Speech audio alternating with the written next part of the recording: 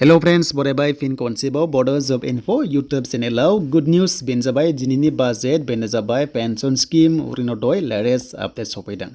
Latest update सफैदों बेनो जाबाय राङारि अनसुंथाइ जाय आइजोफोरा मोननो हायो आरो लोगोसे पेन्सननि सायाव नोंथांमोनजों बड' जब इनफो यूट्यूब चेनेलाव लाना फैदों।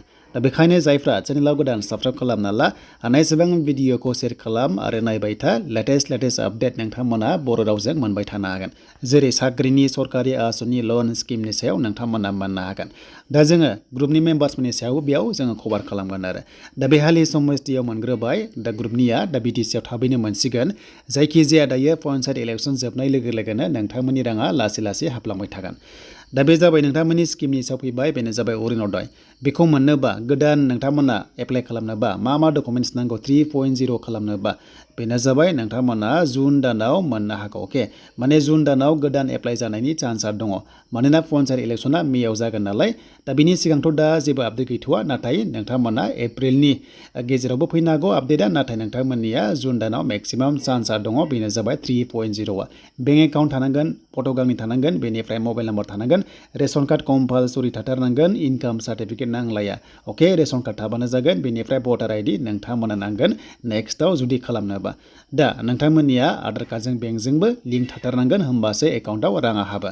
दा बेखायनो खायसे लिंक गैयाबा थांनाय बारावबो पेन्डिं जादों। अके स' नोंथांमोना 1.0 2.0 जायफ्रा 750 मोननो गोनां जुदि लिंक थायाबा राङा हाबा। दा बेखायनो नोंथांमोना जेब्लायबो आधार कार्डजों बेंकजों कम्पालसरि लिंक खालामथारनांगौ। दानिया गोदान बाजेटआव मा होनखो बिथां सीएमआ दानि जों नायनोसै बेनो जाबाय टुडे इज दा 10 एप्रिल। अके माने बाथ्रा जाबाय दिनैहाय 10 एप्रिल होनना बिथाङा लिरदों।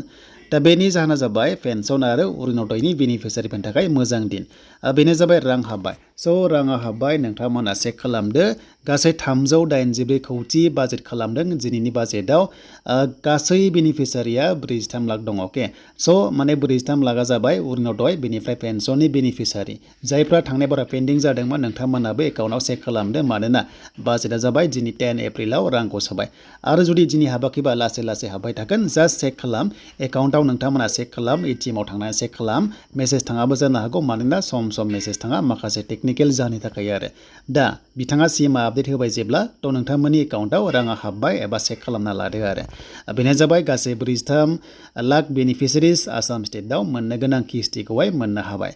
देन सेल्फ हेल्प ग्रुपनि जायनिखि मोननो गोनां किस्ति 10,000 बिनि बागै बिटिसिआव बा आसाम स्टेटआव खायसे सोबावनांगौ दं नालाय जास्ट बे हालियाव सोदों बिनि लेटेस्ट आपडेट सफैयोबा नोंथांमोना चेनेलाव मोनगोन। अके दा जियानो जा नोंथांमोना नेक्स्टआव लोगो मोनगोन।